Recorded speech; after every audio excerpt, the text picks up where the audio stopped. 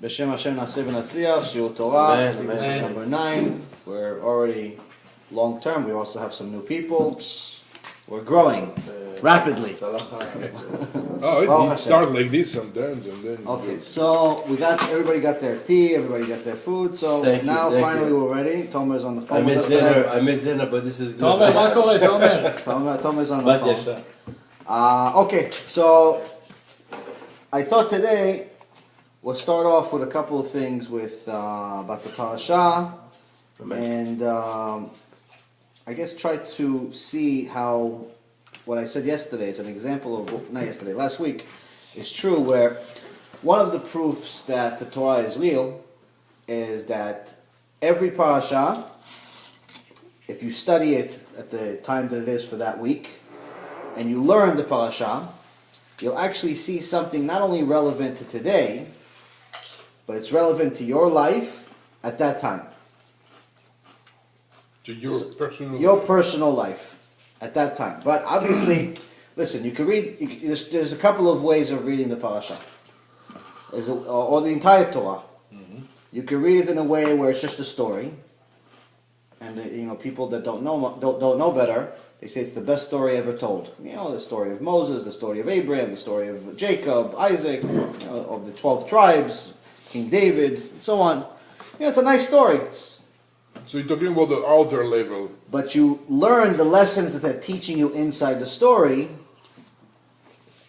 and the details of what actually happened to these people's lives, the meaning of what happened to them into their lives.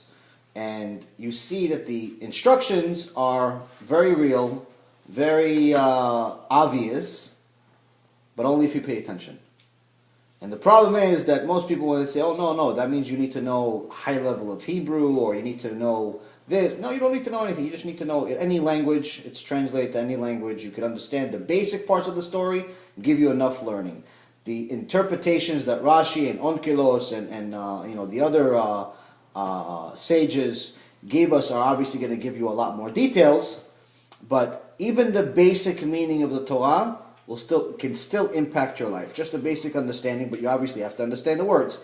That's why I tell anyone, even if you speak Hebrew, but it's not your first language, it's highly recommended to read it in your native language along with Hebrew. So if it's English, you have to read it in English. Read it in Hebrew because you need to develop your Hebrew. But it doesn't do you any good to just read it and not understand anything. It's just like prayer, for example. If you go to shul and you're praying really, really fast, and you're just trying to race everyone because it seems like everyone is a machine, especially when you're new in shul, and everybody finishes Tfilat Shmoneh Esrei in about 2.5 seconds, and you just said, Baruch Atah Hashem for the first time. It seems like everybody else is finished. There's no point of racing anyone else. If you don't understand what you're saying, there's no point of doing it. Especially Amidah, you see some people in 1 second. I'm like, that's impossible. The thing. Here's the thing. The funny thing is about Amidah. I'll tell you guys, this is actually very important to know. Now, there are 3 prayers that are deoraita, meaning from Hashem, from the Torah itself, and the rest of the prayers are from Rabbanan. So the rabbis instituted these laws to do these other prayers. Now, it still is a commandment that we have to do it, what the rabbi said. Hashem specifically said you have to listen to the rabbis, because they're my words in this world. But there's a difference between something that came straight from Hashem, an obvious difference, versus something that came from a rabbi, even if he's the biggest rabbi in history. But still, there's a difference. So there's 3 core blessings that you have to do deoraita. 1 is Shema Yisrael. 2 is Tfilat Shmoneh Esrei, which is Amidah. And 3 is Birkat HaMazon. After you eat bread, you have to do Birkat HaMazon. Now you do Birkat HaMazon only when you eat bread. Birkat HaMazon when you eat bread, or when you eat enough mezonot, where it's in essence the equivalent of something that satisfied you. And it's also good for the table. You bless the household. When you're eating, you have to also try your best to say one thing that's divrei Torah on the table before you walk away from the table, because in today's life, since we don't have the Bet HaMikdash, the Gemara tells us that your table, wherever you eat, doesn't matter whether it's at work or it's at home, wherever it is the equivalent of the Mizbeach. So in essence, every time you eat, it's like you're giving a korban for Hashem. So anyone who eats without a blessing is the equivalent of someone who stole from Hashem. Anyone who eats with a blessing but does not say Divrei Torah is the equivalent of a clown. So they're just clowning, and obviously Hashem doesn't like clowns. He likes serious people. So now, the bracha on the food is one before the food and one after the food. The Birkat HaMazon is specifically Deoraita. The one before the food is from Rabbanan. But either way, you have to bless the food. And it takes... Deoraita meanings from Hashem. Birkat HaMazon. So that's the Birkat HaMazon. So those are the three prayers that you have to do. Now you ask yourself, okay, so wait, if I have to do every morning, let's say, everybody goes to shul on Shabbat morning, and you see that they're praying for an hour and a half, or an hour, and they finally get to Shema Yisrael, then they go to Amidah, and then they pray for another, let's say, 45 minutes or half hour, and then it's over. But the Amidah and Shema Yisrael are relatively short, let's say 15 minutes total. So how could it be? If that's the Ikar, if that's the Oraita, if that's the most important part, shouldn't it be longer? And here's the thing, the other prayers before it and after it are in essence supposed to prepare you for it. Meaning that the prayers in the beginning, the ones that you say before Shema Yisrael, are supposed to, the equivalent of what the Gemara says is that the sages used to meditate for an hour before they prayed to get themselves prepared to talk to Hashem. Because they knew who they're dealing with. Not like us where we have no clue. They knew that they're dealing with Hashem. So if you're going to go talk to the creator of the universe, the creator of everything, the one that's giving you a life, the one that's pretty much making the atoms spin over and over again just so you could see anything exist, then I need to be prepared. It's not like I'm going to meet a friend of mine. It's not like I'm going to meet my boss. It's not like I'm going to meet the president of Israel or president of the United States. I'm going to meet the creator of the world. This is a big deal. So for an hour they would meditate just to prepare for this. This is the equivalent of all the prayers that we do, which is mostly from Tehillim, mostly from Psalms. It's the equivalent of those prayers because we don't know, we're not at their level. We don't know what to say. Most of us don't know what even meditating is, let alone do it. So for us, the rabbis, the sages, created prayers, an order of prayers, for us to do to, in essence, prepare us, where they know, okay, the first prayer, maybe you're not really going to be so much into it. The second prayer, maybe not really. By little, by the time you're into it for 45 minutes or so, you're into it. You know that you're in a shul. You're not at your friend's backyard. So it's not a necessity. It is a necessity, but it's not at the same level as Shema Yisrael and Amidah. Shema Yisrael is the peak. Shema Yisrael and Amidah is the That's peak. important. And they're right after each other, one after the other. And you have to take your time. And then the prayer of after Amidah, which is usually the time we start seeing people either leave early or not really care or start talking to each other. That's not good either.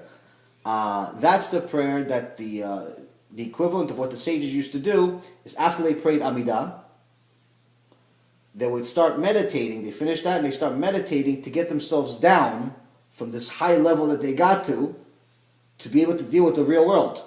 This is all in the Gemara. So obviously, again, we're not at that level. We didn't get as high. We didn't get as much focus as they did. So for us, we do these other prayers.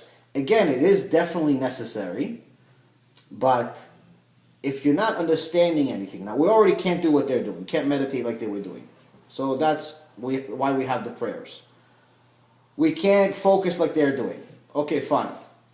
But if we're not even paying attention, then what's the point of going? It's not, a shul is not a social hall. Even though a lot of people, unfortunately, use it as a social club, it's not a social club. And the thing that I don't understand is that since we just realized right now, let's say if this is new to all of us, we all know that Amidah and Shema Yisrael is the peak. That's like you said, that's the peak. That's the most important part of the entire prayer. So why is it it's the one that people usually just try to run through? Like you see that sometimes in the beginning when people get to shul, they're singing, they're into it, they're laughing, they're really, really celebrating Hashem, and they're walking around the shul, and they're really doing a lot. As soon as it gets to Amidah, you see the guy. Everyone's standing, you see that guy who's standing, 37 seconds, somehow he's finished with Amidah. That takes a minimum of 6 minutes. Minimum of 6 minutes. I mean, even if you're a fast reader, it takes 6 minutes, 7 minutes. I mean, it does not take 30 seconds. It's impossible. You could be a genius. It does not take that much. And also, if you think about it, if you actually understand what you're saying, and to put kavanah, to really understand and mean what you're saying, has to take more than 6 minutes. So how is he finished in 2 minutes? How is he finished even in 5 minutes? Especially when you think about it, most of the people that are finishing really fast, they're usually not the most religious people.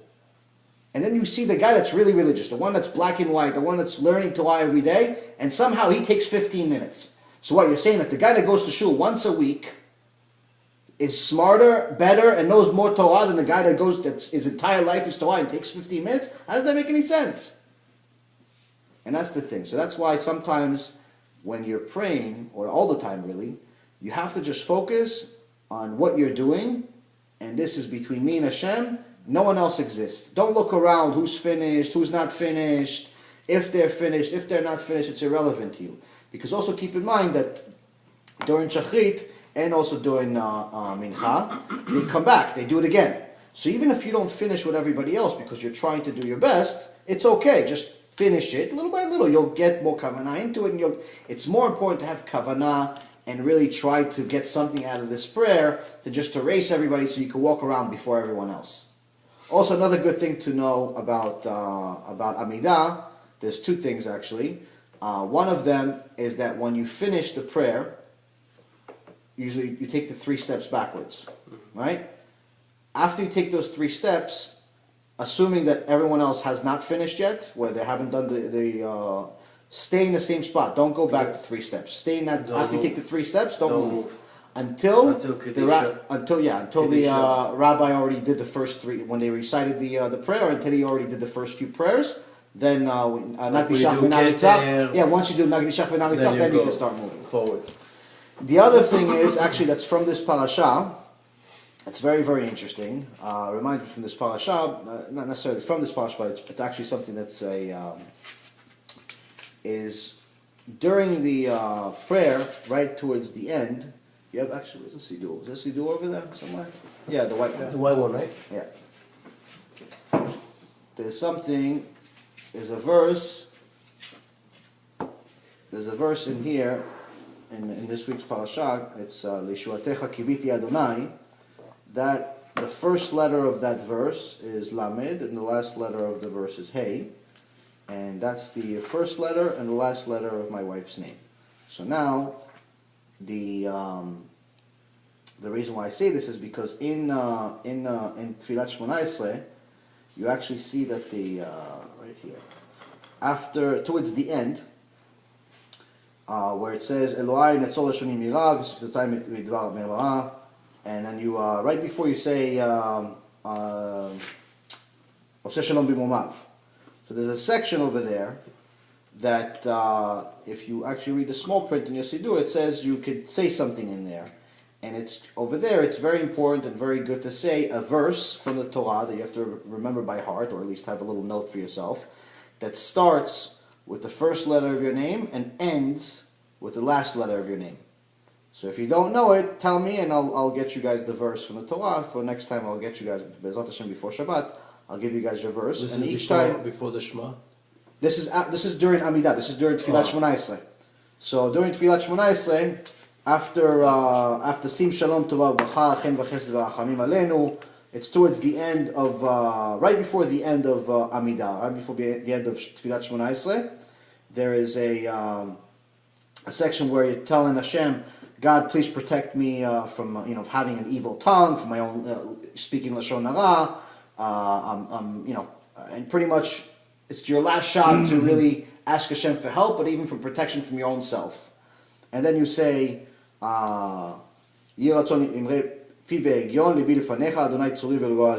this is pretty much saying, Hashem, I've spilled my heart out to you during this prayer. I really, really put a lot of kavanah into this prayer. Please listen to my prayer. Which also reminds us of what we just talked about before. If you prayed the Tfilat Shmona Esrei in 3.5 minutes, how much heart did you really have in it? So in essence, you're finishing the prayer with a lie.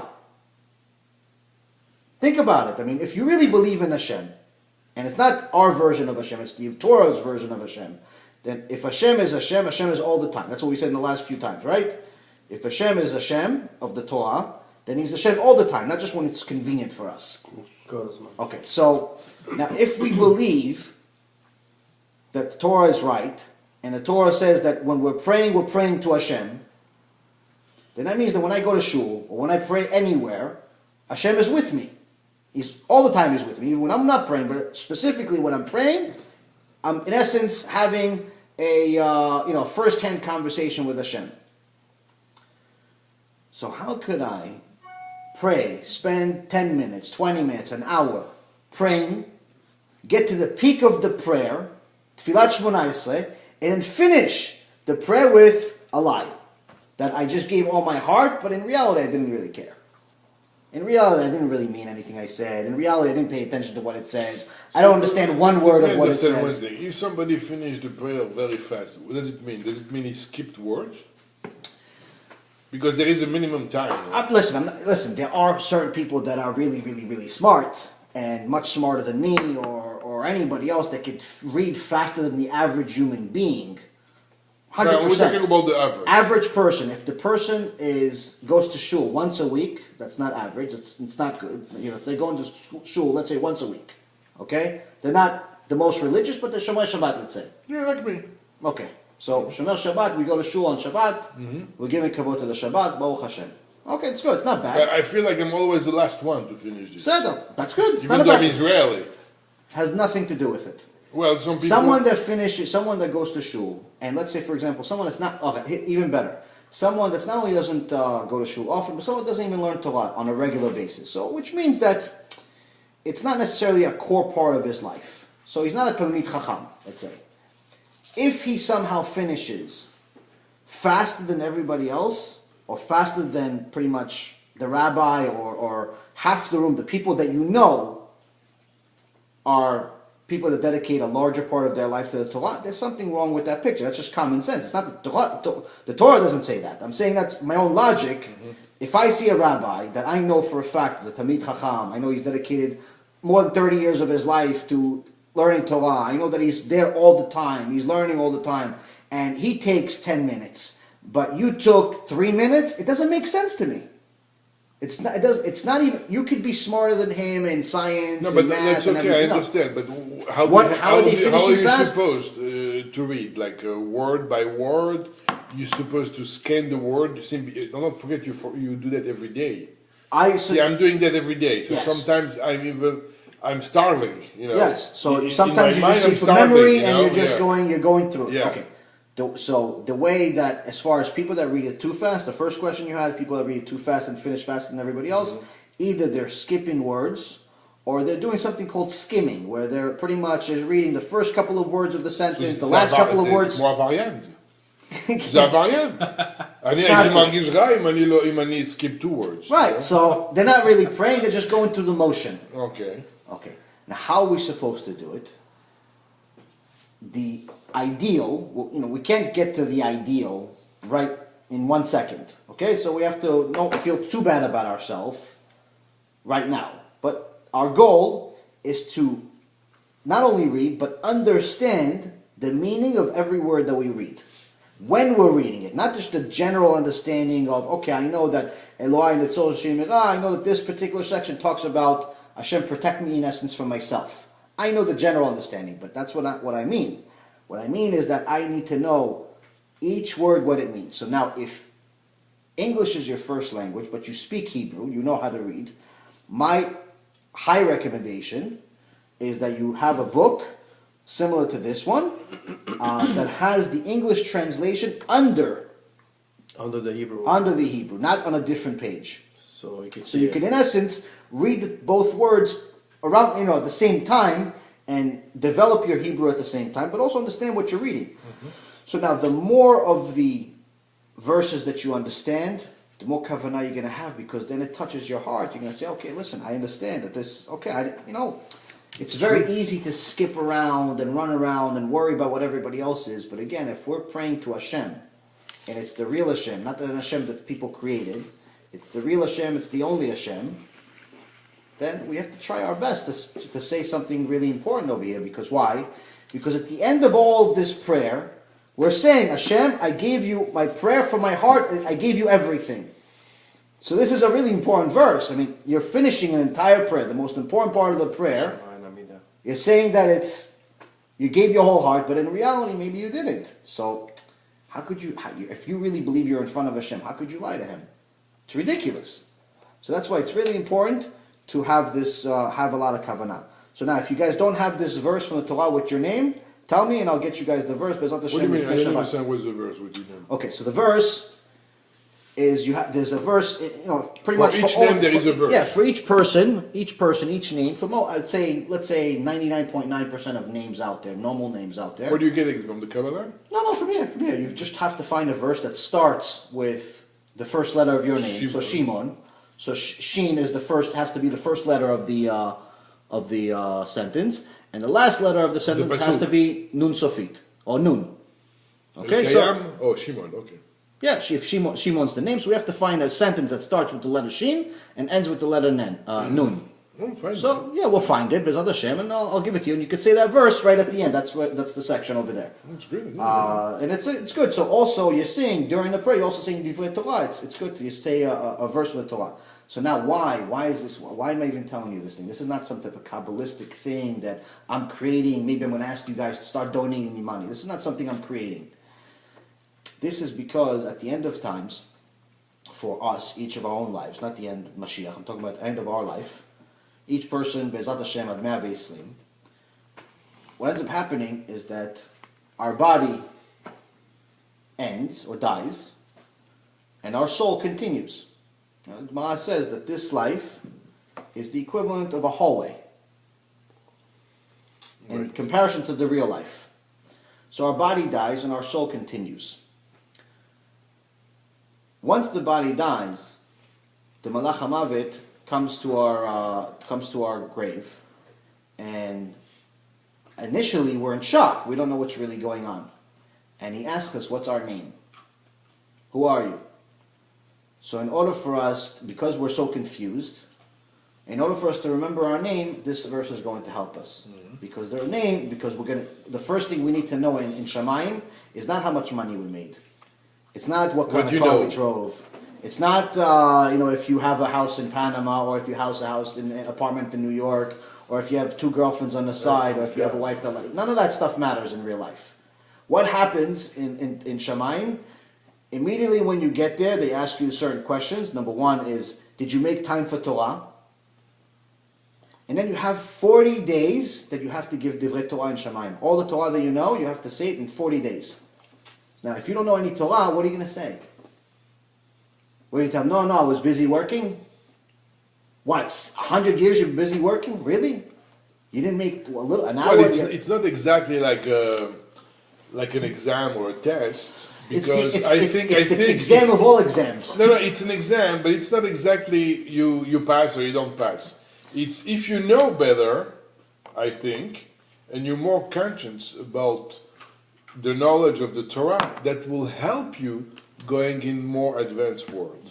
Otherwise, you will not have this ability. It's a tool to be able to live over there. Right, but if you don't have this tool, so you don't pass, because it's for your own good. It's not for somebody else's good. It's for your own good. Absolutely. But here's the thing. And the difference between this world and Shamayim is that here, even if I don't know any Torah, if I'm a good speaker, if I'm charming, if I'm charismatic, I can, give you guys a whole song and dance and speak to you for 5 hours about absolutely nothing. Did you guys ever see one of these speakers that speaks for an hour and a half and says nothing?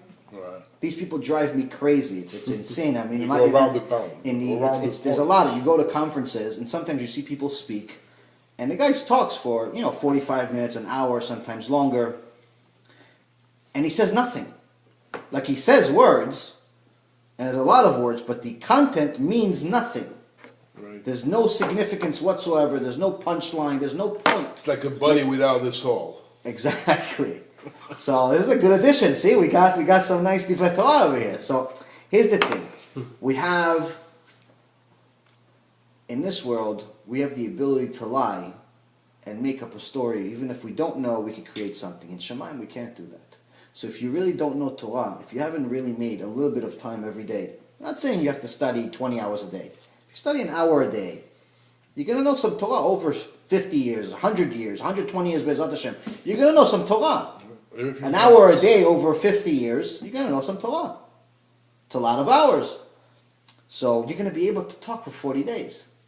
But if you studied for once a week for an hour, when I was just telling you, it's not enough.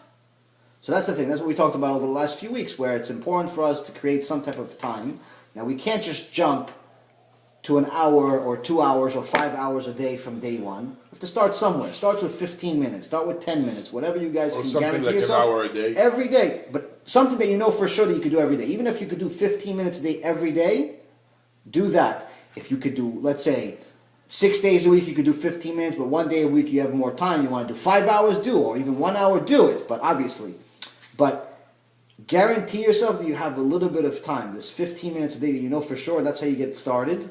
Then after a little while, when you're used to already making Torah part of your life every day, where you know that you're not going to sleep and you're not starting your day without some type of Torah, then you can add to it a little bit. And over time you can add more and more to it. But Even get to a point where it's part of your life. If you listen, for example, you follow a rabbi Sure, it's Torah. online, for example. 100%. So on And CD. you hear a lesson every 100%. day. That's it's like an hour Torah. of Torah comes in all different ways. Torah comes from lectures. Torah comes from reading the books. Torah comes from CDs, from YouTube videos. אתה If קורא it's עברית? Torah, אתה קורא עברית חופשי? קראתי אני ספר. קורא, כן, but Can it's not as developed as my English. Because I have a book, unbelievable. Hebrew or English? Hebrew. I bought it. I read it, but it's not. The level of my English is drastically higher than my Hebrew, so it's a So frustrating. that actually. book that you bought, it's unbelievable. They have it in English too, I'm sure. No, it's a Moses. It's the last book of. I learned so much about it, about the last book of the Chumash. Mhm. It's different than the first book. Yeah, it's the last 5 weeks of his life. It's Moses talking to you directly to the level of human being, versus God talking to us in the first book. The first four. Deuteronomy is it's the last 5 weeks of his life, I believe, and he's pretty much telling us, How to be reminding us of all the things that have happened to us, what we need to do in order to survive, and to pretty much serve God and serve our purpose in this world. So if we all agree that Hashem is the real Hashem, and it's what's in the Torah, and we know that everything that it's in this book is true, then obviously our goal should be to do what it says.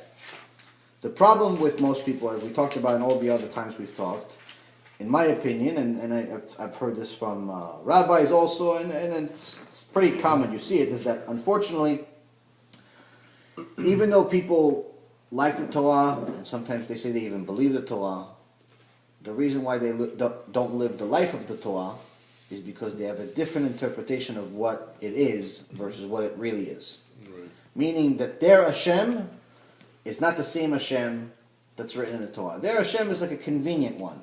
It's that when I have problems, let me pray. When there's a bar mitzvah, let me pray. When there's some type of holiday, let me pray. But during the rest of the year, I don't need it. And that's the problem. So that's not the real Hashem. And that's, it's a convenient Hashem that people create. So the key for us is to get as close to the real Hashem as possible. The only way to do it is through having Torah in our life every day. Again, like I said, it does not need to be 20 hours a day, 15 minutes a day. This conclusion myself. It has to. Like this. You have to have it 15 minutes a day, 20, anything. You have to do it every day. And Be'ezrat Hashem, you'll see I just a need to big find. connection. I need to find some good stories about the Torah, because I prefer maybe to read than to listen to CD or to watch I'll a get you some YouTube. books. Yeah, that's why I asked you guys last week to come up with the time that you have, and whatever material you want. I'll tell you where it is, and if I have it, I'll give it to you. If not, I'll tell you what to get. And there's a lot of good things. All right, so the first thing we see in this week's parasha, and we see how it's relevant to our life, is that in this parasha, Yaakov Avinu which was also called Israel, where we all came from, dies. So you have one of the most critical and important human beings in history pass away.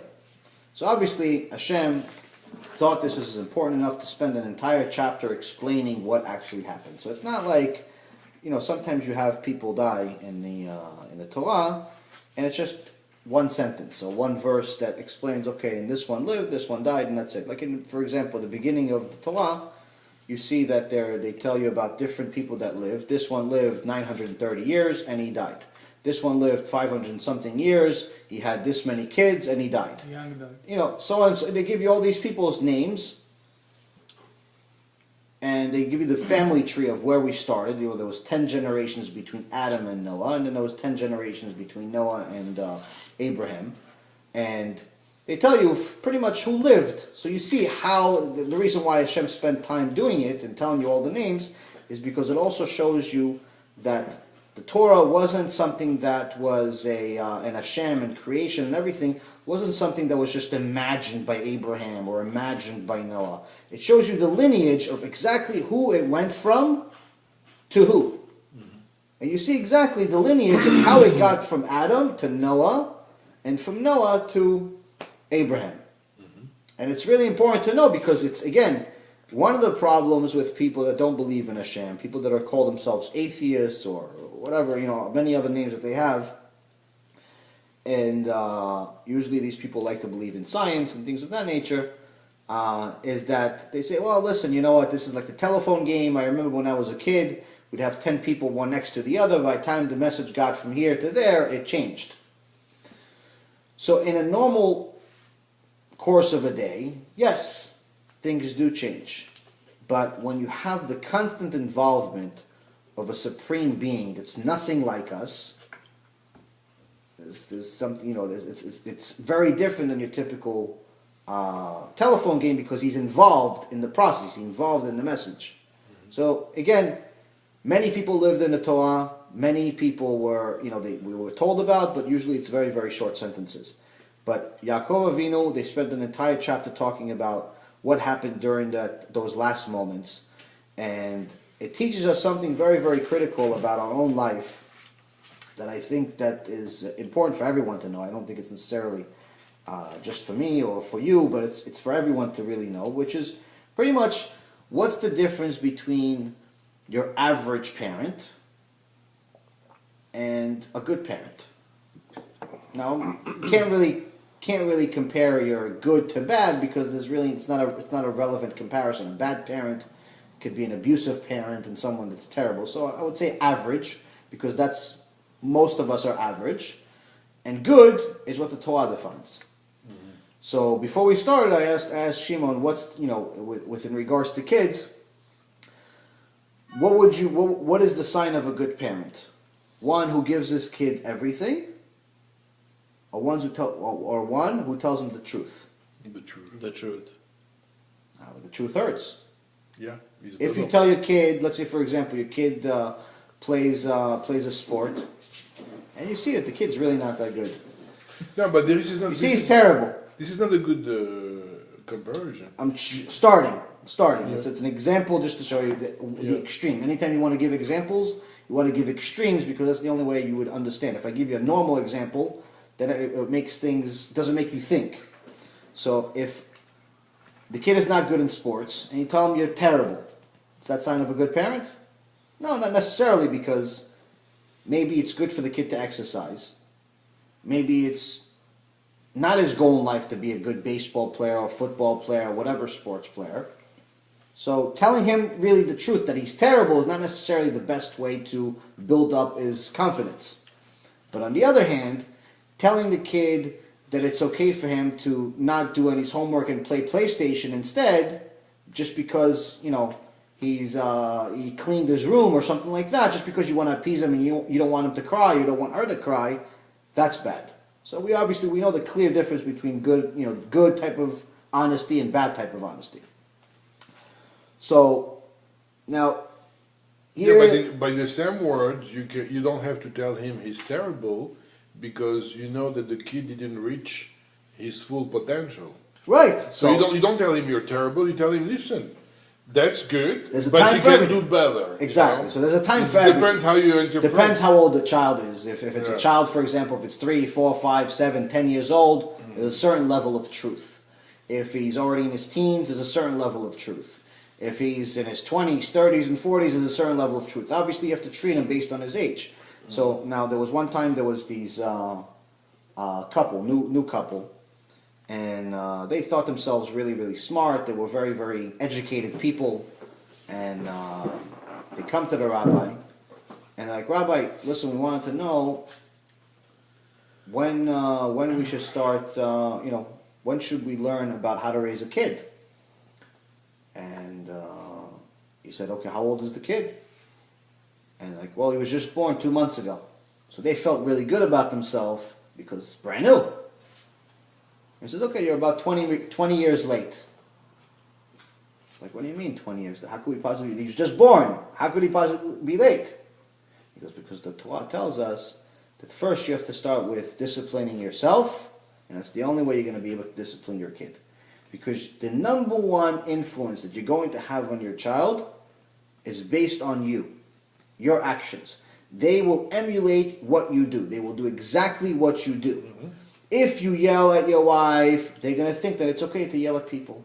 If you argue with the husband, they're going to think it's okay to argue with anyone. If you steal, they're going to think you're stealing. If you tell them, listen, anyone calls, don't tell them I'm home, then they're going to think it's okay to lie. So whatever you do, they're going to do because they think you are their idol. You are their the role model. imitator. That's it. And again, in the beginning, they don't have their own personality.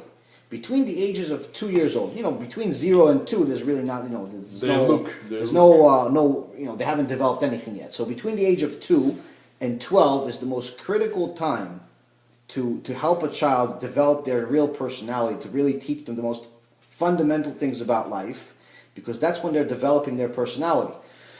So the problem with most people that you see everywhere is that most people unintentionally abandon their kids when they're born until they're teenagers. Like, he's a little kid. What do I need to do? I need to work so I can make money, so I can have money for his college. Yeah, but look, I'm not religious, and I knew that the image I'm giving to the kids since they're born is very important. 100%. And that I learned from a lesson in Torah. So there you go. That when Joseph was in Egypt, and Potiphar was trying to seduce him, Potiphar's wife, right away he got the image of his father Jacob, Israel. So what I did all the time, following this example, and that works. 100%. I have 3 girls, and I put the talit, and every morning, I tried every morning, I pray, just for them to look. No, I pray really, but the most important thing is also education. They look, and the picture stay in their mind every morning since they're born until today. They look at this picture, and if they want to marry somebody who is a guy one day or something, they will have this picture right in their face. 100%. That's what they're going to do. The image is very important. So the image, whatever you're going to show them, exactly as Shimon said, it's very, very critical. The problem with most people is that they think that money is what's going to help their children's life. So they spend the beginning part of their marriage and the beginning part of the child's life going to work and giving their spouse or the school or someone else the privilege of raising their kids, because they figure that, I'm going to make money. I'm going to save enough money so we could buy a house. I'm going to save enough money so I could pay for college. I'm going to save enough money so we could help them with the wedding and all of these wonderful things. And all, whatever needs to be taught is going to be taught to my kid through somebody else.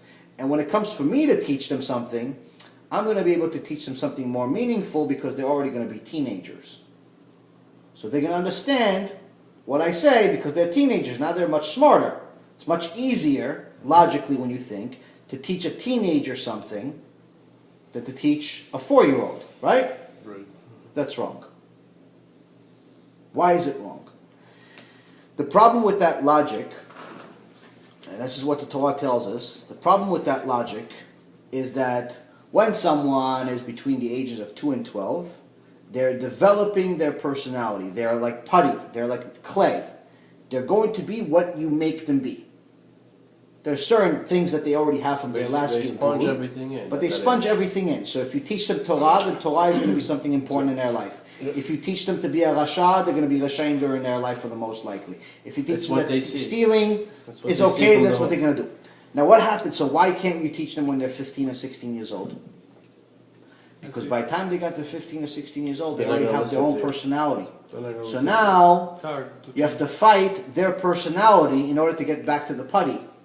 In order to get back to the part that you could influence. You could still influence them. It's never too late. Even someone that's 40 years old can change. It's just a lot more difficult because first you have to go through the barrier, through that wall, which is their personality that they've developed all these years, to finally get to the part that you can actually mold and change. And that's why they say that, someone who has the ability to get Torah into their life, into their children's life early on, will have a much, much easier future with them as adults because they're going to have the foundation. But when someone is thinking that money is more important and business is more important, or whatever it is more important than that, and since somebody else is going to do this job, unfortunately they're going to miss out on their kid's most important life. So this also brings me to a question that people have a lot, is that there was one time a guy, not a religious guy, and he sees this religious guy, walking with a carriage. He has a kid. He's like, hey, listen, let's stop for a second. He goes, yeah, what happened? What can I do to help you? He says, listen, I always wondered, you're young, you're like 20 years old. He goes, yeah, I'm 21. He goes, you have more kids, or this is the first one? He goes, no, this is my second kid. He goes, I always wondered about you religious people. How is it you spend your whole life in yeshiva, and then immediately after you get to 18, 19, 20 years old, you get married, and immediately you have kids. How do you even know how to raise kids? When did you have time to learn about kids? Within a 5, 6, 7 years, you already have a few kids. How do you even know how to raise kids? Me, I'm already in my 30s, he says. I haven't even had my first kid because me and my wife are still debating whether we even know what we're doing. We're reading all these books. We don't know how to do all this stuff. He started from a young age. And he says, do you believe in the Torah? He goes, yeah, no, I go to shul a couple of times a year. He goes, you believe it's true? He goes, yeah, I believe it's true. He goes, then that means you believe in Hashem, right? He goes, yeah, I believe in Hashem. He goes, so you think that Hashem brought us into this world and told us that here's this world, manage on your own? He goes, no, Mapi told me, he told us what to do. He goes, exactly. So what do you think? He forgot to tell us about how to raise kids? He goes, okay, so where does he say it? He goes, it's in the same Torah. Just learn the Torah, you'll learn how to raise kids.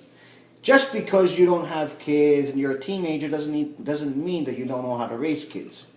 Because the Torah, unlike any other subject, unlike science, math, technology, economics, any type of finance that you want to do, anything, the difference between Torah and everything else is that not only does it make you smarter, like all the other subjects, but it actually makes you a better person where you can actually improve yourself as an overall person. And it teaches you every subject. And that's one of the most amazing things about the Torah is that if you see somebody that's been learning Torah their entire life, like for example, my first-hand example with somebody like that is my cousin Ephraim Kachlon, that's been the biggest influence in my life. So Ephraim has, I believe he was born with a Sefer Torah in his hand. He knows an unbelievable amount, and he really, really dedicated his entire life to Torah in a way that's much higher than normal. Even people that go to yeshiva and stuff like that, much, much higher than normal, and Baruch Hashem, he's succeeded in a big way. So for anyone that's watching and has to give you an understanding, if someone that knows the Torah, there's something called a Shas, which is the entire Gemara and Mishnah. Now, there's something called Daf Yomi. Daf Yomi is if you read one daf out of the Gemara each day. They did the calculation. You'd finish the Gemara over 7 years. Approximately 7 years it would take you to finish the Shas. I remember in the synagogue they did one time. Yeah, they do it in the synagogue. Fiesta after 7 years. Yes, they do a big celebration after you finish it. So you finish the Shas once every 7 years, which means that if you do that program, which a big, very, very smart sage came up with that whole program because he saw that in the yeshiva, that every time, he saw everyone studying, and he saw that they, a guy that's new to the religion came to the yeshiva, and he didn't really know what to do with himself. And he looked around, he didn't know where to start, he didn't know what to do. And then he saw, and then, the rabbi saw that every so often, the people from the yeshiva that have been learning, they smile. And then they go back to studying. And you notice what's happening. Every time that they're smiling, it's because they finish one daf, one page. So he said, this guy doesn't know what he's doing, he's new. And I want to give him the same feeling as the people that know what they're doing. So we create a program. We do once a day. You do one daf a day, which could take, more or less, it could take an hour, it could take 5 hours, depending of how deep you get into it. If you go really fast, it could take you an hour after you've got acclimated to it. I still think it's very fast. If you really delve into it, it could take you 6 months. Again, it depends how deep you go into it. But if you do it, let's say one daf, which is actually 2 pages, because the daf in the Gemara is front and back. If you do it every day, you could finish, you could finish 1 page each day, and you could finish the entire Shas over approximately 7 years. So, my cousin, as far as, again, he's not going to be happy I'm saying this, but, it's just to give you guys the difference between someone that's learning Torah and us. He already finished the Shas when he was still a teenager. He finished it 4 times before he was 20. So you think about it, a normal person that's studying every day will take 28 years to finish it 4 times. What? He finished somebody who studies every day. Somebody studies every day, that's studying the Shas, like I told you, one daf a day. No, but the guy who study full time, like the whole day. Studying full time is learning more than 1 page a day, of course. Yeah. But it's still, to finish the Shas is a gigantic accomplishment. It's not something that everyone does, even people that do study every day. Just because you study every day doesn't necessarily mean you study the Gemara with that depth every day. The point is I'm trying to make to you guys is that when you're living a life of Torah, you end up learning about everything. And that's one of the first things that I discovered about my cousin is that it didn't matter what, because the first 9 months that we met and had our conversations, it didn't matter what question it was, because that's all the conversation was. It was just one question after another question after another question from my end, asking him questions. It was whether it was about dinosaurs or about creation or about Noah or about why is my life so difficult or business questions, anything that I could come up with. I had like this computer that was responding to me, and he had an answer for everything, but not an answer like I'm giving you an opinion. Like if you ask me, what do you think of the weather today? I say, oh yeah, it's nice. That's my opinion, because maybe somebody that likes a cooler weather would say it's not nice. So that's my opinion, if it's nice or not. He didn't give me his opinion. And anyone that's a Ben Torah, that's a big believer and an advocate and a learner of Torah, is never going to give you their opinion. Because everybody feels it differently. Right. What are they going to give you? What does the Torah say? So every answer had a source. And that was the amazing part. So it didn't matter whether it was a business question or a dinosaur question. There's a source to it, and he showed me the source. And that's when I knew there's a difference between what he's learning and what I spent my entire life learning. So when you're learning Torah and you're giving it to your kids when they're early on in their life, you're literally giving them a foundation that it doesn't matter what choices they make in their life, they're always going to have that foundation and they're always going to be able to get back to it. But if you're giving it to them, the earlier you give it to them, the stronger that foundation is going to be. The later you give it to them, the more difficult it's going to be to penetrate. You can still give it to them. It's never too late for anybody. Even if somebody's 7 years old, they can still do tshuva. So it's never too late for anyone. No one should ever feel bad about themselves that they're too old or anything like that, because if you just look at one of the most important people in history, which was Rabbi Akiva, he just started learning the alphabet, the Hebrew alphabet, at the age of 40. Just the alphabet. He didn't forget Torah. He didn't know anything about Torah. So with the alphabet, he went to kindergarten with his son to learn the alphabet at the age of 40.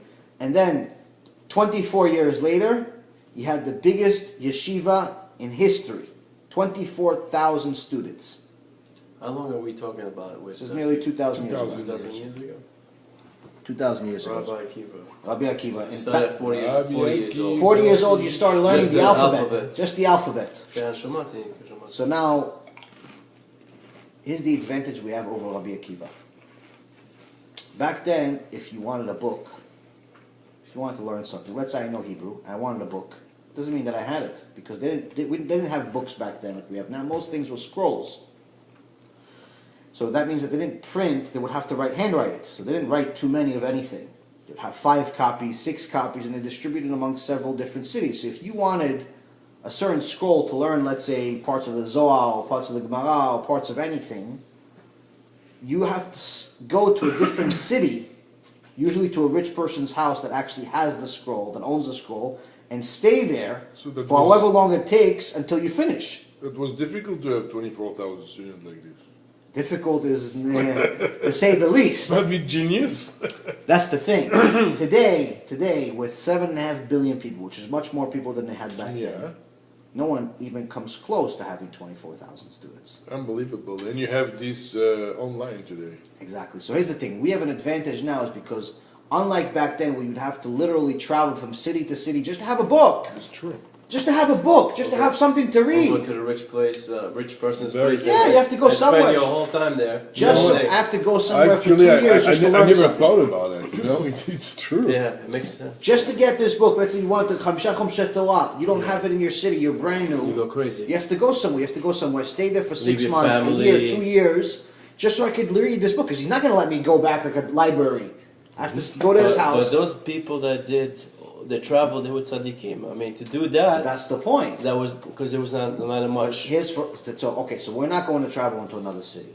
Hashem knew we're not going to travel to another city because Hashem is Hashem, right? So he knew that we're not going to travel to another city. He knew we're not that big of a tzaddikim. We're at the lowest level. So what did he do? He created the internet. But he gave us a choice. You could either see the worst things on earth on the internet and completely ruin your olam hazeh and olam haba, or you can learn Torah. Right now, there's more Torah on the internet than all of the Torah that people had, that there were biggest people in history. Mm-hmm. It's a button on your phone, on your laptop, just press a button. You can learn Torah. That's right. And what do? Instead, we look at Facebook. Instead, we look at something else. Instead, we look at all this nonsense that's out there.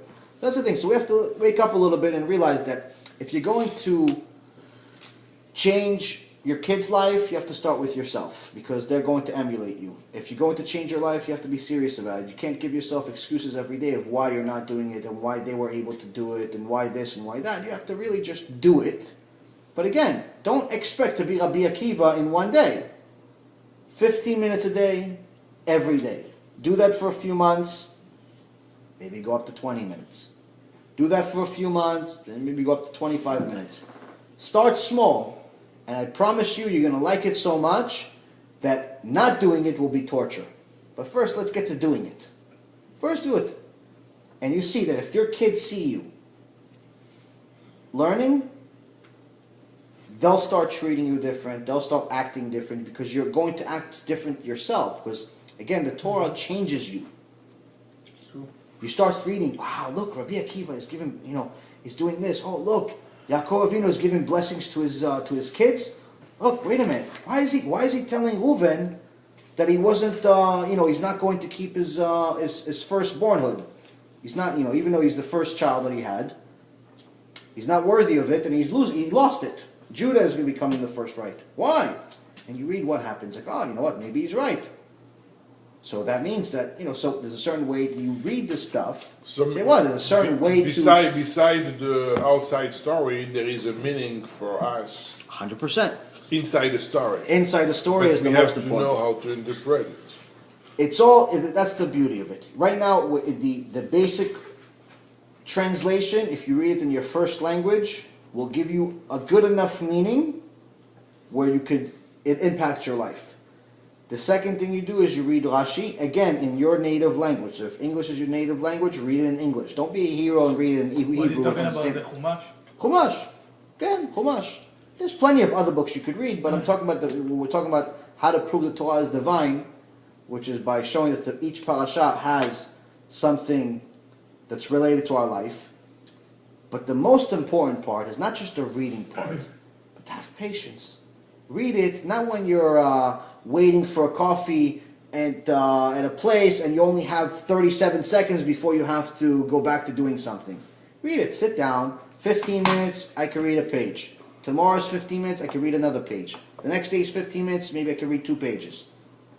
Have some time to understand. Don't just skim through it like those people we were talking about that pray Tfilat Shmoneh Esrei in 5 seconds. Try to give it some time. You'll see, little by little, your Hebrew will develop and your English will develop, and overall your life will develop. And it'll make a huge difference in your life. And I promise you that each week you'll be astonished at the things that you can read and learn from that were always in front of you, but you never knew that were right there. And then next year when you read it again, Bezrat Hashem, you'll see that the same parasha gave you a different lesson that's relevant to your life at that time. So test it. So that's another thing. Now what happens if we don't do it? What happens with our kids if we don't do what Yaakov is doing? So first off, let's see what Yaakov is doing. So Yaakov is saying he's giving blessings to his children. He starts with Reuven, and you see that the blessing that he's given Reuven is pretty much a criticism. It's not it's between me and you.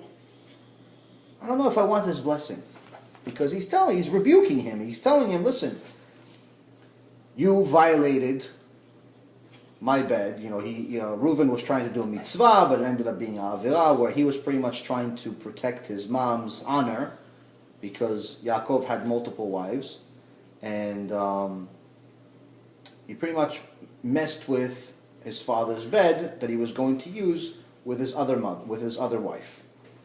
Now, obviously, going into your father's bedroom is inappropriate for a child at any age, and so on. But what he told Reuven is that you lost your first righthood. So this doesn't sound like a really? I forgot.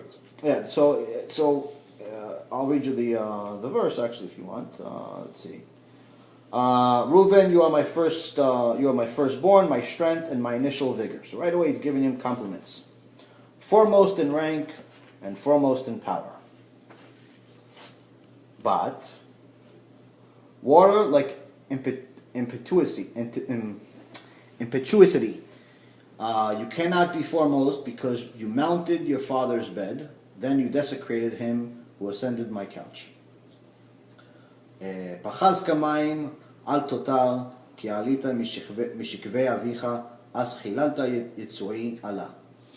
So he interfered with his father's intimacy. Right. Something like this. Right, exactly. So he violated his father's bed that Yaakov had with his other wife. So now, what is he teaching? So he's telling him, he's giving him some compliments in the beginning. But then he's telling him something that you lost your first. Okay, so he already knew that he lost it by then. This is not the first time you heard about it. But what is he telling him? What's the point? Why are you telling me now? You're dying now. Now you're reminding me that I lost. I already lost 20-something years ago. You already lost this didn't happen today. This happened 25, 30 years before this. And he's telling him, he's reminding him that you're great. And you could be even greater. And you could actually, when you read the Midrashim, it says that Reuven became huge. He did a big tshuva already, before this and after this. Continued doing big tshuva and became very, very righteous. It's not, he wasn't just, he was one of the 12 tribes. He says, you're great, you're amazing, but your way to even greater is if you control your emotions. Because you couldn't control your emotions, you lost. You lost. But if you control your emotions, you, your children, your grandchildren, and every descendant that you have after that could be as great as it can be. You have the ability. He's not telling him, listen, you're a fool. He's telling him, look, amazing things about him. But why did you lose? Because of that one time that you let your heart decide instead of your brain. This teaches us about our own life. Something happens, somebody cuts us off, immediately we want to throw our phone at him, we want to run him over, you want to do something crazy, yell at the guy, do this, do that. For what? Who wins? Someone smart said one time, being angry at someone is like drinking poison and expecting the other guy to die. That is nice. Yeah. That's a good one. Because being angry at him, he's not going to change. He cut you off. He's already thinking about his life. He doesn't care about your life. He doesn't care that you're angry. He probably doesn't even know you're angry. So continuing to be angry at him, you're trying to affect him, but obviously you're not. So it's like you're taking poison, you're drinking it, and you're expecting him to get Anger hurt. is bad. Doesn't make any sense. So over here, again, what leads to 99.99999% of all anger? Emotions, not controlling our emotions. There's always a way. The Torah teaches us there's always a way to overcome your anger. And this is what, if you don't do it, you could lose everything. And that's what Reuben, he's teaching him that this one time that you couldn't control your emotions, you lost everything. But you have the ability to get it all back. So that's what we were talking about before when I said, if someone loves you, are they going to show you they love you because they give you everything, like a lot of parents do these days, where they buy their kids toys every other weekend, and they take them on vacations where the kids don't even know the difference, whether they're going to France or they're going to the place down the street that just looks nice.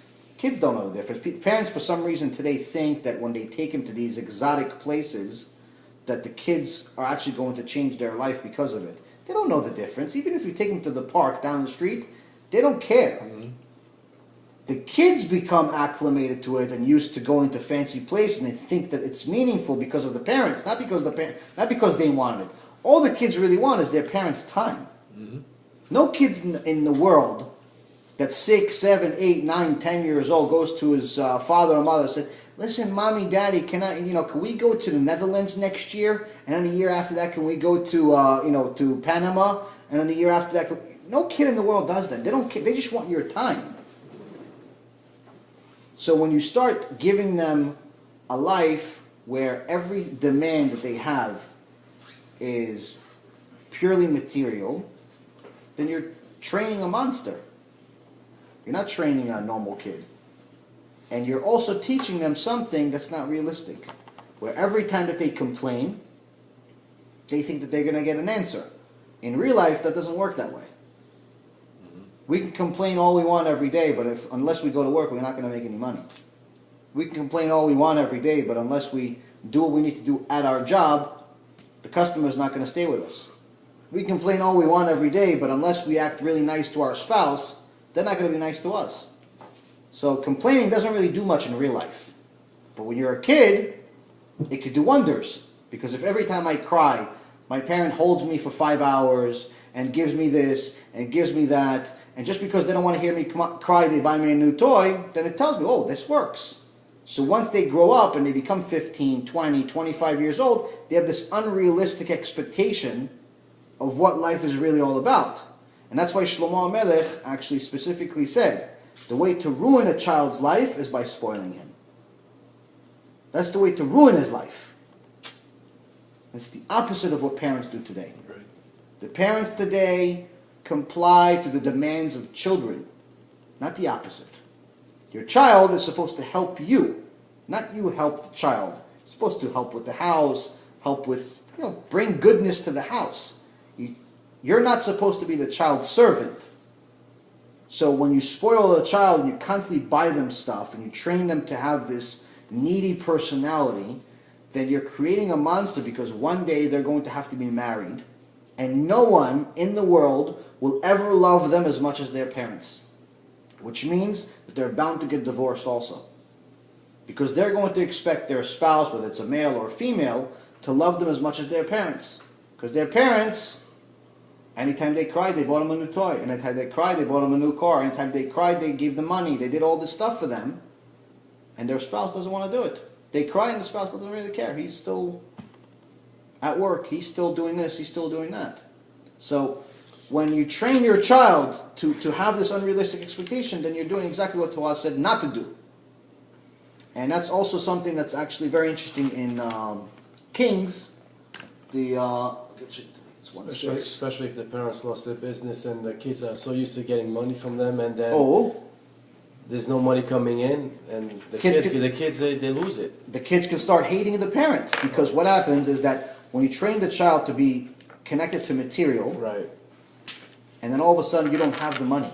You don't have the material. It could be a blessing sometimes. No, it's something. Then you hit the reality and you start to... But in the beginning, if the kid is used to getting all these toys and not getting honesty, he's only getting toys instead of honesty, what happens is that the kid stops getting the toys and he thinks that the parent hates him. He doesn't think that he doesn't know that you're losing money. He doesn't know what that is. He's 10 years old. He doesn't know you don't have money or you have money. He just thinks that when you love me, you gave me stuff. Now I'm not getting stuff, that means you don't love me. Mm-hmm. So he starts acting out and doing things to get attention. Become a lot of problems. And it becomes a very, very big problem. So in Sefer Melachim, Kings 1, verse 1-6, chapter 1, verse 6, there's a very interesting thing that King David says that is relevant. He's talking about one of his sons, Adoniah.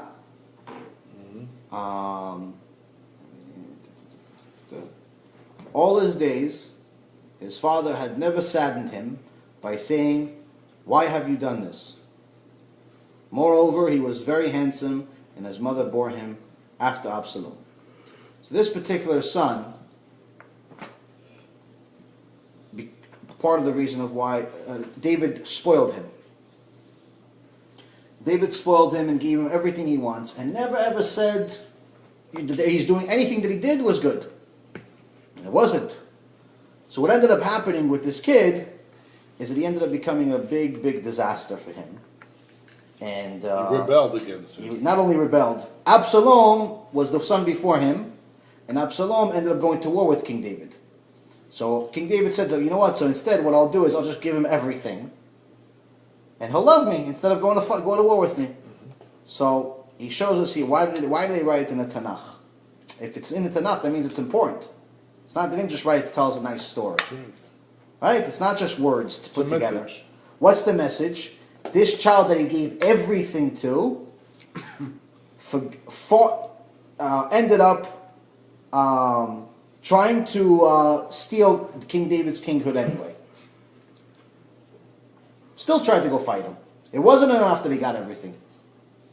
So this shows us that the strategy of giving our kids everything, literally everything that they want, is a disaster in the making.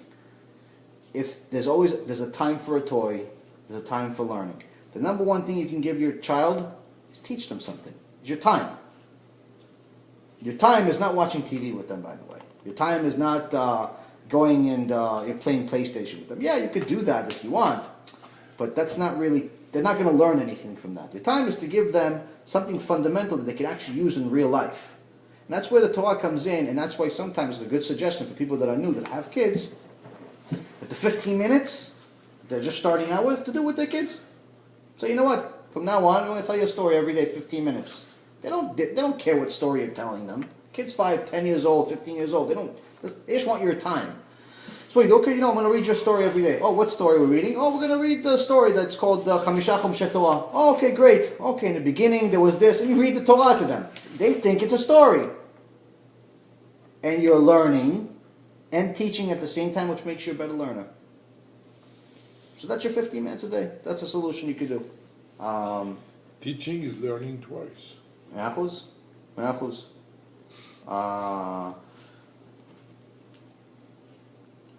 So the other thing we're also learning from these blessings, so we're seeing that he's rebuking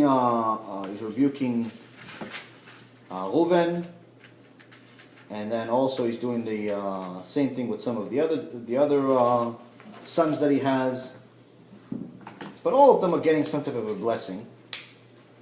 But there's a very interesting part when it comes to... one second. So who got the best blessing? Yosef got the best blessing. Everyone else's blessings is about one verse, sometimes two verses. Yosef Atzadik's, which is the last blessing, is more than a paragraph. He gets a lot of details. Well, he saved all the brothers. Yeah, but even more so, he was the most righteous out of the few. But also the blessing he gave Judah, Yehuda, was also That's interesting. Was also he got to be the he got the rights to be the leader, the first rights of firstbornhood. Where are you then? And he also said in this particular verse, he says that the Mashiach will come from him. Right. Which in this Parashat, the Mashiach is called Shiloh. The verse is here actually. The Mashiach is called Shiloh? Shiloh. So David come from Judah? King David came from Judah, yeah. We are King David. most of the Jews are okay, like the from Judah. The Israel. לא יסור שבט מיהודה ומחוקק מבין רגליו עד כי יבוא שילה, כי יבוא שילה זה ולא יקעט עמים. So in English it's the scepter shall not depart from Judah, nor a scholar from among his descendants, until Shiloh shall arrive, and his will be an assemblage of nations. So he gets the big blessing also. But something that's very interesting is right after that, he blesses his son Zevulun, and then after that, he blesses Issachar. So I'll give you a little bit of background about these two sons. Zevulun was a big businessman, very, very wealthy. And Issachar was a big tzaddik, Talmid Chacham, only Torah. And they made a deal between them, because they both knew the value of the Torah. All the 12 tribes knew the Torah, what the Torah is. But because what happens when somebody is successful in business, even if they don't want, the business requires time. If you're going to be successful, you're going to maintain a business, even if it's successful, it requires time. My grandfather did a deal with his brother. Mm-hmm. One was working for the two families, and my grandfather studied and wrote books all his life for the two families. That's what he did? That's Issachar Zevulun. That's where they got it. This is where they got it. That's where they got it. So that's the thing. So the deal comes from them. The deal that people have sometimes today, and Baruch Hashem, it still exists, Issachar veZevulun. So Zevulun was a successful businessman, but he knew that even though he's studying Torah, it's not enough. But in order to maintain his success, he needed to continue working. He couldn't study as much as his brother.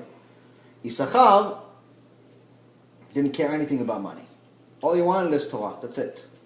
But now he had his brother. He knew that he couldn't study as much Torah, so they made a deal.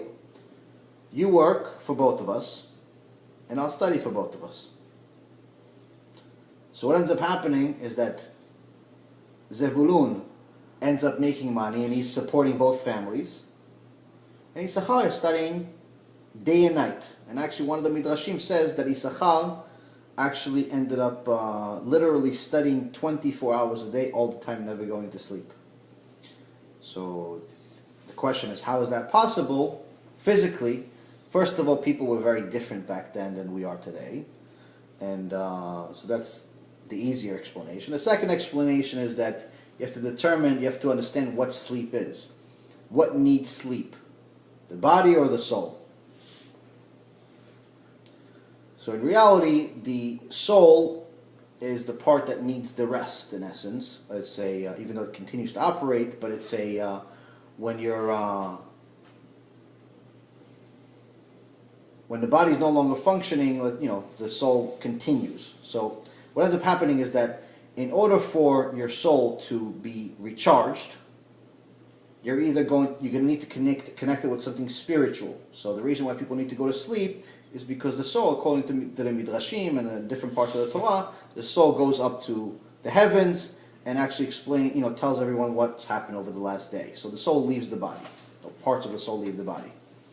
So now, if someone is learning Torah, and you'll see this actually with people that learn Torah, like some of the big sages that we have, you'll notice that they don't sleep very much. And the reason why is because what the typical person gets as far as spirituality during their sleep, they're getting it from the Torah during the times they're awake.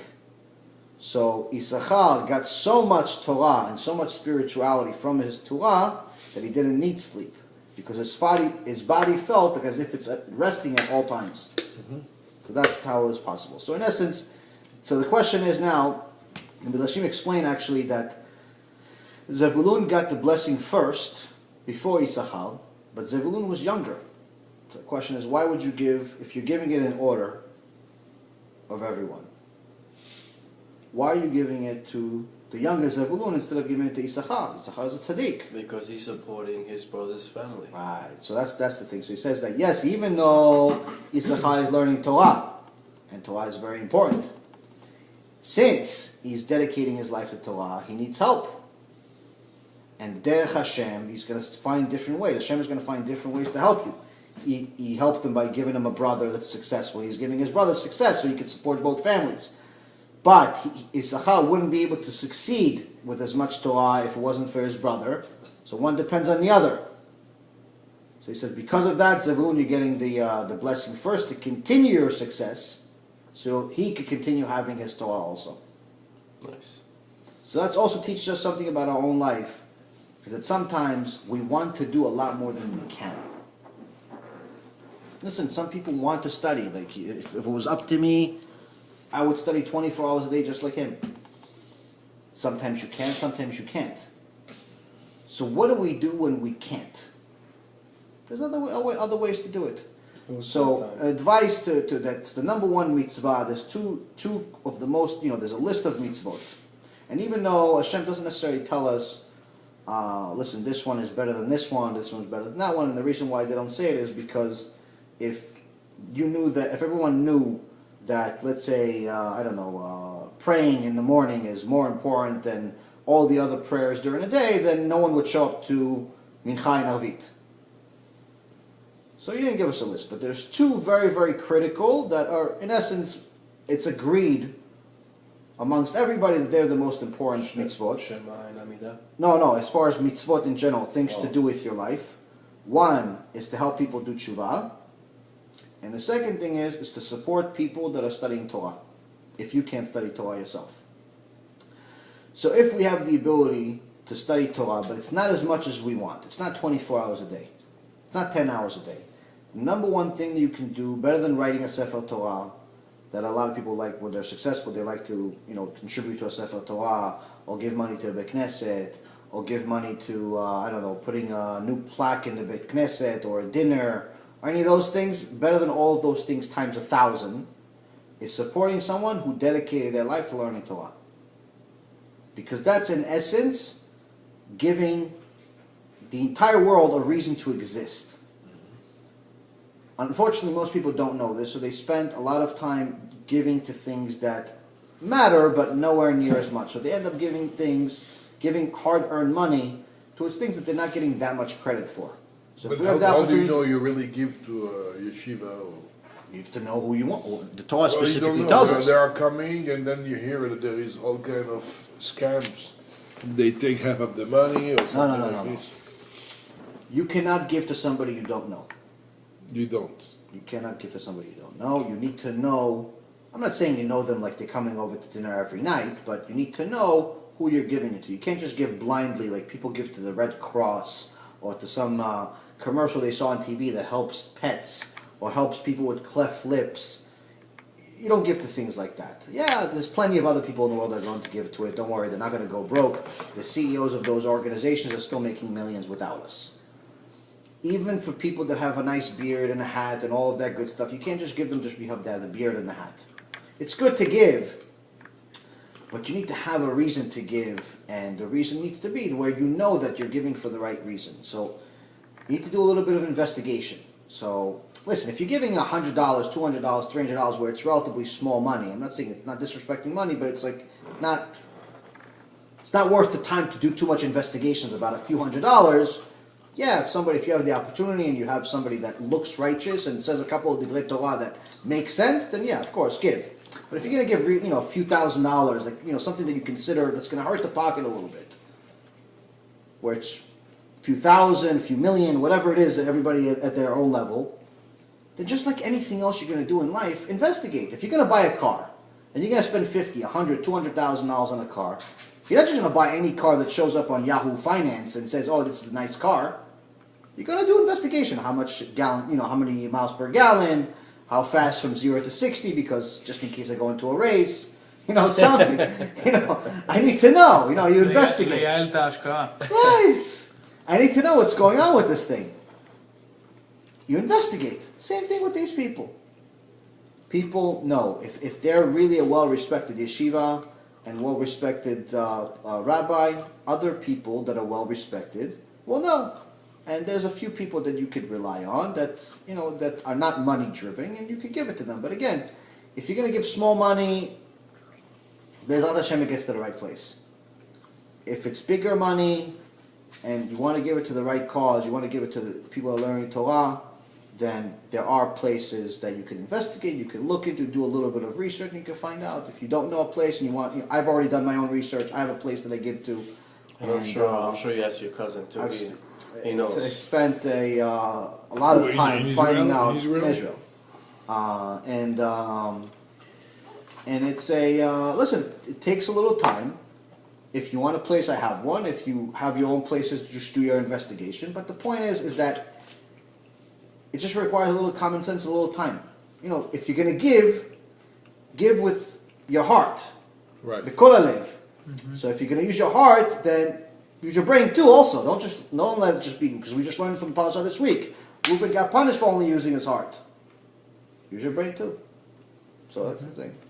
So Issachar and Zebulun is a really, really good lesson that we have, because the value of Torah is really the core foundation of this world, and to support it is critical. And also, one thing I'll tell you guys, I don't know if you guys follow Israeli politics at all, but obviously, if anyone that does knows that the mistreatment of religious people in Israel is just getting worse and worse on a regular basis. They treat them worse than terrorists. Get better treatment than religious people in Israel. For the last, I think it's over 33 years, 35 years, something like that, religious people that spent their life learning Torah, they don't work like the regular people do. Talking about the Charedim. Some of them work and study. Some of them just study. Plenty of them work. A lot more of them work. That's it. People don't know. There's many of them work. A lot more. I wish a lot more studied. The vast majority of them. So the Israeli government gives them a hard time. No, so hard time would be an understatement. So for over 30 years, one of the things, like you have in this country, for example, there's welfare. People that are poor get welfare. Okay, so if you don't work, then obviously you're not rich, unless you're married rich or something like that. So for over 30 years, they would get a thousand shekels, I think it was, 1,000 shekels a month, which is nothing. It's a few $100s, $300, which for them, somebody doesn't have any money, it helps. So since a few new Rashaim joined the Israeli government, they've been putting pressure and pressure and pressure and pressure. Cutting down the... Cutting down would be great. As of January 1st, zero. They get nothing. Nothing. It's Yair Lapid. Right. So they get zero starting January 1st. They really And if get you think about zero, they're going to get zero. The last check they just got a couple of days ago. For what they get 1,000? It's like welfare. It's like help Like from for the government. yeshiva? No, for help with For their help with the מה הקריטריון? Oh yeah, because they're not working and they don't make a certain amount of income. Because they're studying Torah. So anyone's like in yeshiva? Yes, anyone that's in yeshiva. So now people that go into yeshiva are actually getting penalized. Not only are they not getting the money from government, but certain things that they used to get discounts on are going back to regular or even higher prices than normal. Certain benefits they used to have are being removed, have already been removed and continuing to be removed. And they're actually even contemplating giving them a penalty, like actually charging them a fine for not working. But this is mostly of studying, right? What do you mean? People that are studying? Yeah, it's a lot of people though. It's, well, I think it's good that affecting a huge amount of families. Jewish people study every day. I mean, at least we have a bunch of people put it this way, who are conscious. There's a verse in Torah. We read during our prayers. Actually, is where there will be Torah Yom Valayla, meaning day and night. So one of the interpretations of this literal interpretations of this verse is Hashem's tells us there will be Torah Yom Valayla, or else the natural state of the world would not continue. So one of the simple interpretations of this verse is that if there's 1 second in this world where someone is not learning Torah, it would cease to exist instantly. So you ask yourself, okay, even if, let's say, everyone pressed on the atomic bomb right now, chas v'chalila, but they all pressed the red button. Obama did his job, Putin did his job, everyone, the guys from North Korea did their job, Israel did their job, everybody did their job, everybody was pressing like in the movies, they all pressed the red button. It still would take more than 1 second. So how could it be? That's where science comes in. If you guys remember, I think I said it in one of the other talks we had, but I don't think Shimon was here. So everything in creation is made of atoms, energy. Okay? Now, atom has 2 parts in essence. You have the nucleus, and then you have the electron that goes around it. Now, the size of the nucleus is much, much smaller than the electron that's around it. Like drastically small, like millions of times smaller than that. So, in reality, the space between them is huge. It's actually, most of the atom is actually empty space. 99% of the atom is empty space. It's like the solar system. Similar. So now, they say that the distance, because there's such a significant size difference between the two, the distance between the 2 points is the equivalent between us and the sun. So in reality, since 99% of it is empty space, how is this solid? How do we see it as solid? Because this really is nothing. Most of this is made of empty space. Most of the table, most of you, most of everything is empty space. Right. So the way it is that the electron keeps spinning around it over and over again in such a fast way that it looks like it's solid, but in reality it's not. So just like, for example, if you have a, it's an illusion in essence, almost, like if you have like a fan, one of those fans, if it goes fast, it looks like there's 1 blade. If you slow it down, it looks like there's a couple of blades. If you slow it down to 0, then you see there's 4 blades, let's say. So how come it only looked like 1 blade in the beginning when it was really going fast?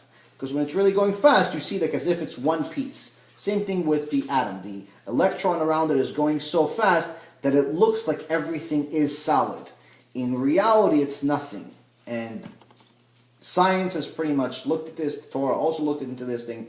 And pretty much since the overwhelming majority of everything in creation, everything in the universe, is actually empty space. More than 99% of all things in the universe is just atoms, which is empty space. If the electron stops spinning for just 1 second, then all we would have left is what really is the matter. What's left of it. And it would look like everything just disappeared because it's the actual contents of the atom are so minimal it would look like everything would just disappear. So they say that if the atoms stopped spinning in the entire universe, the actual matter of the entire universe would fit into a box of matches. So that's also the answer to our verse. How would the verse cease to stop existing? You answer that question with another question, which is, what keeps this electron spinning? It's not connected to the electric socket. It's not connected to the sun. It's not connected to anything. Hashem keeps it spinning. If there's no Torah for 1 second, it stops spinning. And if it stops spinning, it all disappear. There's no death. There's no flood. There's no bombs. Doesn't need Hashem. But how do you connect stopping Torah and the stop of spinning? That's the question. If we have Torah, then that gives Hashem a reason to continue this planet, because we have Torah. So if we don't have Torah, if we stop learning Torah, then there's no reason for this world to exist. So it's something like Noah. Something like Noah, but even faster. You don't do exactly what you're supposed to do. Right. You get the consequences. Right. So the consequences with Noah is that Hashem, even though it was a heavy punishment, he still gave this world another chance.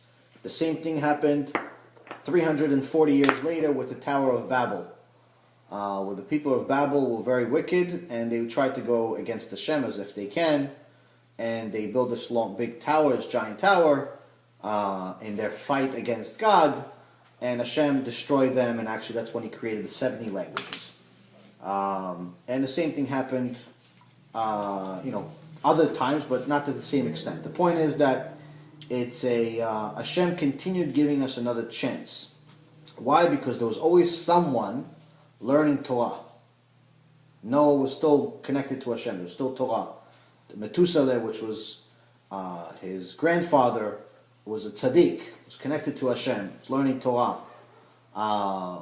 There's always a reason to continue this world. But when you eliminate people's ability to learn Torah because you're making their life difficult, you're risking everything without even realizing it. The problem is that the people that make the laws don't believe the Torah. They don't believe it's real. They think it's just a book. And that's the problem that we have. So if we have the ability to support somebody that's learning Torah, times like this are the times where Hashem is really making us as His messengers. Because we all make money. We all need to pay our bills. We all have responsibilities. Some of us have extra, some of us don't. If we have the opportunity to give, we should give. If we don't have the opportunity to give, then we should at least have the intention that whenever, to try to give at some point or another. Mm-hmm. Again, it's to give someone that's learning Torah should really be saying to receive. Because in reality, he's helping you a lot more than you're helping him. And that's the right way to look at it. Because you gave him money, but Hashem doesn't really need your money. You can give him can give him money in plenty of other ways. The fact that you gave him, that means that Hashem used you as a vessel to give him money. So you're going to get the schut. But in reality, where's the schut coming from? From him, because he's learning Torah. So you're benefiting a lot more than he is, because he has other choices, whereas you may not. So at times that we can't do, we should try to help others do. Let me see. I'll finish up with this. I know you guys are tired. With a good story, I think I heard either from my cousin or from Rabbi Mizrahi, but either way, it's a great story. Mm-hmm. Give you perspective of what's the outcome of what we do with our kids. So one time there was a rabbi and his son boarding a plane. And right next to them, next row over, there was a scientist and his son boarding a plane. And they're sitting right next to each other. And the scientist is looking at the rabbi. He's like, nodding one of these, disapproval nods. It's like fanatics.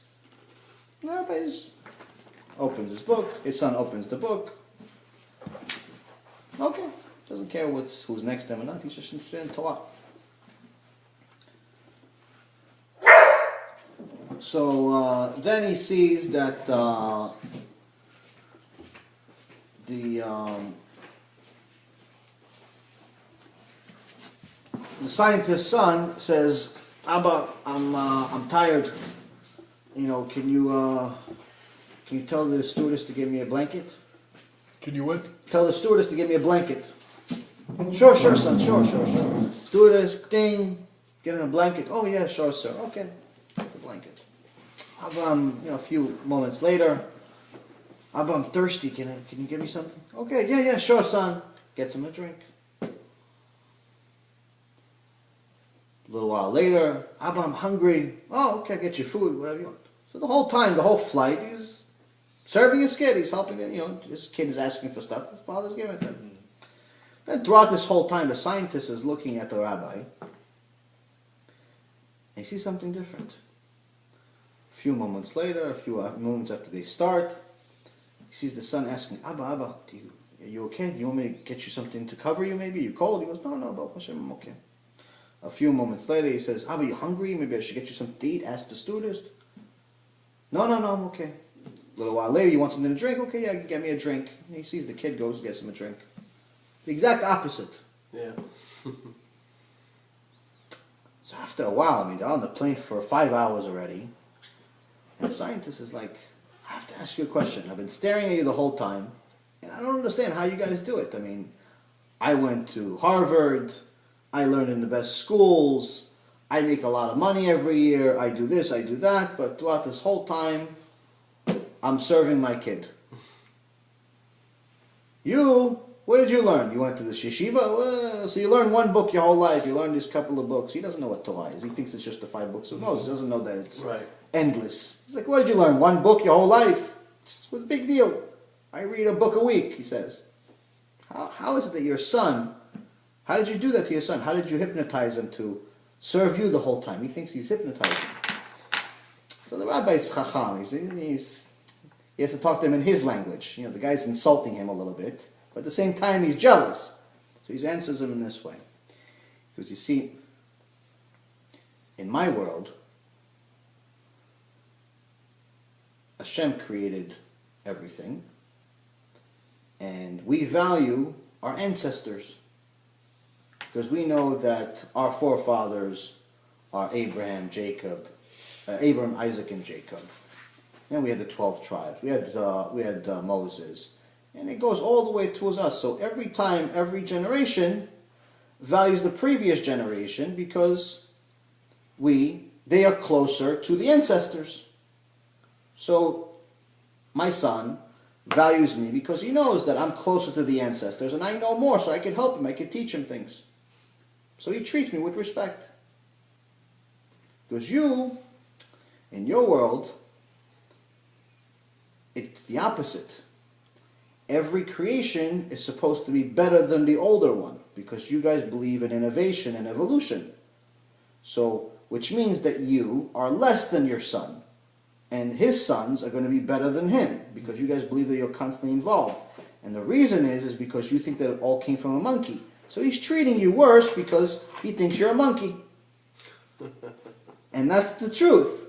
If you give somebody the foundation of Torah, if you give him the foundation of what everything is more important, where to treat the parent as the valuable, not the son is the boss, then you're giving your son a gift of a lifetime.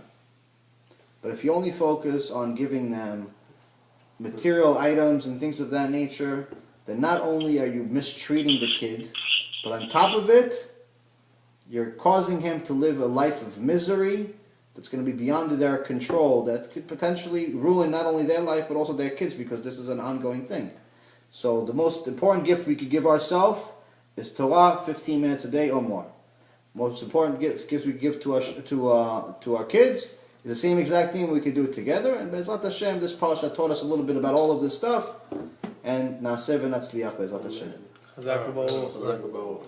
Thank you guys. You have any questions, or let you guys go to sleep a little bit? It was very interesting. Baruch Hashem. We have to and I have to say it's good to have Shimon. Baruch Hashem, yes. We have a great new addition. Now we have some more power. Baruch Hashem. Thank you. And let this table, B'ezrat Hashem, expand. Amen.